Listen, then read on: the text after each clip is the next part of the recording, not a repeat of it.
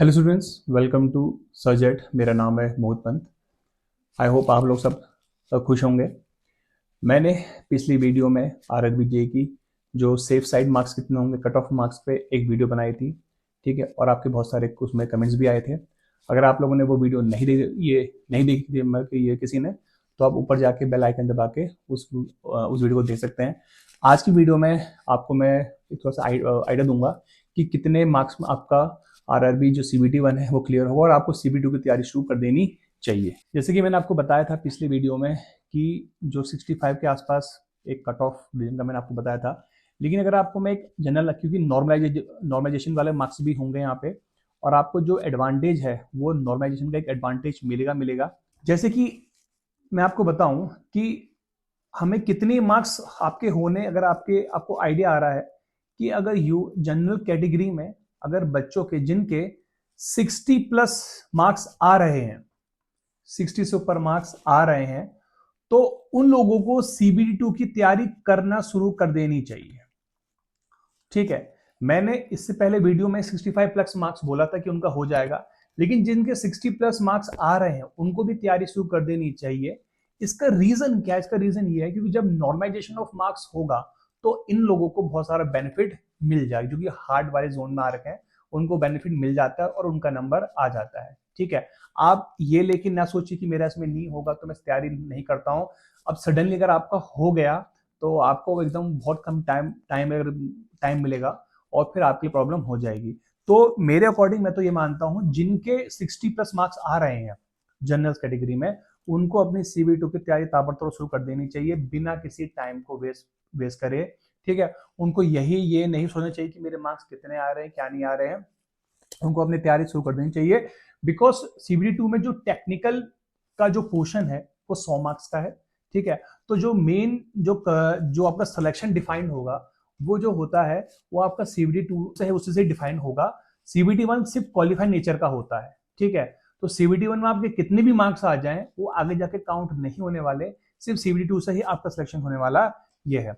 अगर मैं अपनी बात करूं, मैंने आरआरबी जे 2019 का एग्जाम निकाला था और मेरे CBT1 में मतलब ये जो नॉर्मलाइज मार्क थे 74 के आसपास थे और मेरा शॉर्ट्स में हो गया था। फिर मैंने CBT2 निकाला था, उसमें मेरे अच्छे खासे मार्क्स थे, तो मेरा फिर मैं DV और मेडिकल में गया था। ठीक है, तो जब मैं CBT 1 दे के आया तो मैंने उसके जल्द बाद ही CBT2 की तैयारी कर ली थी और मैं टेस्ट में बना रहा था। तो मेरी एडवाइस आपको यही है कि जिनके 60 प्लस मार्क्स आ रहे हैं आप CBT2 की तैयारी शुरू कर दीजिए बिना टाइम वेस्ट करे। ये मत सोचिए मेरे कितने मार्क्स बन रहे हैं, मेरे कितने आ रहे हैं वगैरह, सब छोड़ दीजिए, तैयारी पे लग जाइए।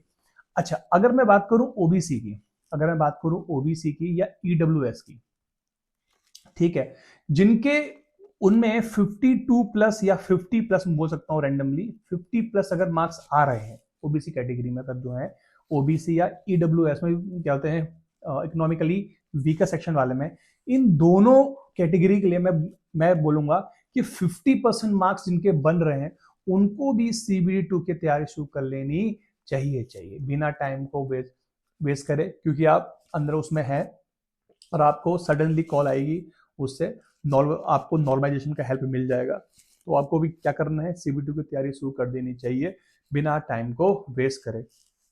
अगर मैं बात करूं SC ST की बात करूं, ST ST में जिनके 45 या 40 प्लस मार्क्स हैं, मोस्ट प्रोबेबली 40 से 45 प्लस मार्क्स वाले जो भी बंदे हैं उनको अपनी CBT2 की तैयारी, ऊपर वाले तो करे ही करें, लेकिन जो 40 से 45 प्लस में आ रहे हैं उनको भी अपनी CBT2 की तैयारी शुरू कर देनी चाहिए। ठीक है, CBT2 की तैयारी अगर आप जितनी जल्दी शुरू करेंगे उतना ज्यादा इंपॉर्टेंट है, क्योंकि जैसे ही आपका 1-1.5 महीने में जो CBT1 का रिजल्ट आता है और उसी के लिए 1-1.5-2 महीने के अंदर वो CBT2 का एग्जाम करवा देते हैं, तो टाइम बहुत कम मिलता है। ठीक है, नंबर 1। नंबर 2, मैं CBT1 के लिए, क्योंकि दो पहले टाइम तो क्या कि CBT1 के लिए आपको टाइम बहुत कम मिलेगा, टाइम इसलिए जैसे आपको CBT1 के लिए बहुत टाइम मिला है, CBT2 के लिए आपको टाइम क्या मिलेगा, लेस टाइम मिलेगा, बहुत कम टाइम मिलेगा। और आपको ये रियलाइज हो यार अभी तो रिजल्ट आया और अभी इसमें CBT2 होगा तो मैं तैयारी कैसे करूं, तो अभी से आपको तैयारी करनी पड़ेगी।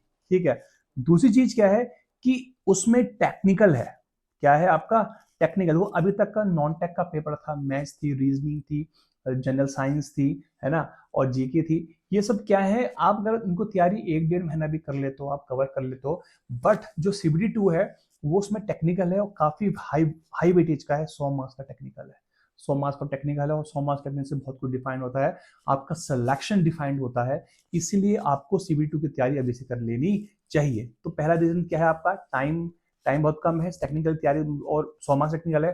थर्ड पॉइंट क्या है, फाइनल सिलेक्शन जो आपका होगा, जो फाइनल आपकी मेरिट लिस्ट बनेगी, आप जब आओगे, जो मतलब जब ये पैनल्स में नाम आता है, ठीक है, वो आपका CBT2 ही डिसाइड करता है। वो CBT2 से ये मार्क्स से होता है, उसमें CBT1 के कोई मार्क्स नहीं होते हैं। CBT1 के मार्क्स बेसिकली क्या होते हैं, अगर आप CMA पोस्ट के लिए अप्लाई कर रहे हैं या DMS पोस्ट के लिए अप्लाई कर रहे हैं, वहां थोड़ी सी कट ऑफ कर, मतलब ये जो कट ऑफ होता है, सबसे हाई जो कट ऑफ होती है वो DMS की होती है, डिपोर्ट मेडिकल सुपरिटेंडेंट बोलते हैं उसको। उससे कम जे मतलब जे वगैरह होती है, पर लगभग आप आ जाते हो उसमें। लेकिन उनका भी जो फाइनल सिलेक्शन होता है वो CBT2 एग्जाम से होता ही होता है। इसलिए आपको अभी से टाइम, बिना टाइम को वेस्ट करे CBT2 की तैयारी शुरू कर देनी चाहिए। ठीक है, नेक्स्ट, अब CBT2 की तैयारी आपको कैसे कैसे करनी है, क्या क्या करना चाहिए, वो मैं आपको थोड़ा दूंगा, क्योंकि टेक्निकल है उसमें। टेक्निकल में आपकी अपनी जो इंडिविजुअल ब्रांचेस है, यहाँ से अभी तक क्या था, सिविल, इलेक्ट्रिकल, मैकेनिकल, सबके पेपर नॉट टेक्निकल सेम था, लेकिन अब क्या हो रहा है, सब डिवाइड हो जाएंगे। इलेक्ट्रिकल का अलग होगा, ठीक है, इलेक्ट्रिकल का जो पेपर होगा अलग होगा, सिविल का पेपर अलग होगा, मैकेनिकल का पेपर अलग होगा, इलेक्ट्रॉनिक्स का पेपर अलग होगा। तो इन सब के पेपर थोड़े क्या होंगे, अलग अलग होंगे, और आपके कोर्स भी थोड़े से क्या है, काफी काफी हद तक का अलग है। तो आपको क्या करना है, जो भी इन्होंने सिलेबस डिफाइन करा है, उससे जो भी आपके सब्जेक्ट्स हैं, 10 जो 8 9 10 सब्जेक्ट हैं, आप अभी से उनको पढ़ना शुरू कर दीजिए, उनके क्वेश्चन लगाना शुरू कर दीजिए, और जितनी जल्दी हो सके अपने टेक्निकल को कंप्लीट कर लीजिए। ठीक है, टेक्निकल थोड़ा बड़ा होता है, टाइम टाइम खाता है, उसको समझने में टाइम लगता है। ठीक है, अगर मैं अपनी बात करूं, तो मैं पिछले 10 ईयर से इलेक्ट्रिकल इंजीनियरिंग के एग्जाम की वो करता हूँ, कोचिंग कोचिंग प्रोवाइड करता हूँ। ठीक है, मैं इलेक्ट्रिकल इंजीनियरिंग की कोचिंग प्रोवाइड करता हूँ, इलेक्ट्रिकल का, और ये मतलब जो इलेक्ट्रॉनिक ब्रांच की होती है, और पिछले 10 साल से मैं प्रोवाइड कर रहा हूँ, और मेरे गाइडेंस में बहुत सारे बच्चों ने एग्जाम निकाला है, UPCL में निकाला है, पिटकुल में निकाला है, बहुत सारे डिफरेंट डिफरेंट एग्जाम्स में निकाला है। और अपकमिंग रेलवे के जो एग्जाम है, CBT2 का एग्जाम है, इसमें कैसे कैसे पढ़ाई करनी, इलेक्ट्रिकल स्टूडेंट्स के लिए क्या क्या पढ़ना है, क्या क्या नहीं पढ़ना है, मैं आपको पूरी गाइडेंस पढ़ूंगा।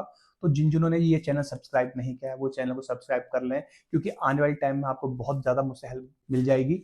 और जितने एग्जैक्ट क्वेश्चंस होंगे, मैं आपको बता सकता हूँ कि कैसे आपको पढ़ना चाहिए, किस सब्जेक्ट में आपको क्या पढ़ना है, किस सब्जेक्ट में आपको क्या नहीं पढ़ना है, और कैसे कैसे पढ़ना चाहिए, किस टॉपिक को नहीं पढ़ना है। मैं आपको पूरी गाइडेंस प्रोवाइड, मतलब ये आपको करूंगा चैनल थ्रू, और आपको कोई भी दिक्कत नहीं आएगी।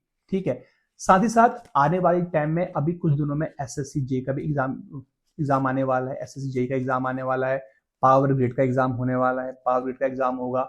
साथ ही साथ और सारे मतलब जो PSUs हैं उनके एग्जाम होंगे। साथ ही साथ UPCL का एग्जाम, ये मतलब जो उत्तर प्रदेश का आपका होता है, एग्जाम होने वाला है। तो आपको तैयारी कंटिन्यूस करनी है, छोड़ना नहीं है, गैप नहीं रखना है। जिनका CBT1 पूरा क्लियर हो रहा है, उनको ताबड़तोड़ तैयारी शुरू करनी चाहिए, बिकॉज उनको रेलवे पे तो ध्यान देना चाहिए, साथ साथ बाकी और भी जो एग्जाम है उस पर ध्यान देना चाहिए। जिनका CBT1 क्लियर नहीं हो रहा है, उनको निराशा बिल्कुल भी नहीं होनी चाहिए। देखो, hard work is the key of success. ये आपको उसका फल आज तो नहीं मिला, लेकिन कल पक्का मिलेगा मिलेगा। इसलिए आपको क्या करना है, बिल्कुल भी निराशा नहीं रखनी है, बुक्स को दोबारा उठाना है, पढ़ाई में लग जाना है। आने वाले टाइम में बहुत सारी पोस्ट आने वाली है, बहुत स्टेटों में पोस्ट आने वाली है, UPCL में पोस्ट आने वाली है। इवन सुनने में ये भी आ रखा है कि रेलवे जे की, RRB जे की जो पोस्ट है दोबारा रिपीट होंगी, और हो सकता है 2025 में दोबारा पोस्टें आ जाए। तो आपको अलर्ट हो करना है, प्रैक्टिस करनी है, निराशा बिल्कुल भी हाथ में नहीं होनी चाहिए कि मेरा नहीं हुआ मैं क्या करूं, बिल्कुल दिमाग में नहीं सोचना चाहिए। दोबारा बुक्स उठाओ, दोबारा लग जाओ, सक्सेस आपको मिल जाएगी, और आपको जो भी गाइडेंस चाहिए वो आपको मैं यहाँ से प्रोवाइड कर दूंगा। ठीक है, चलिए फिर ये क्या होता है, आज के लिए इतना ही। आज मैंने आपको बताया कि CBT1 के लिए कितना सेफ जोन है, और आपको कितने मार्क्स के लिए तैयारी करनी चाहिए, और आपको थोड़ा सा मैंने गाइडेंस दी कैसे कैसे आपका करना चाहिए। ठीक है, आपको इसी तरह इंफॉर्मेटिव वीडियो जो आपको और चाहिए, तो हमारे चैनल को सब्सक्राइब करिए और वीडियो को लाइक करिए। Thank you.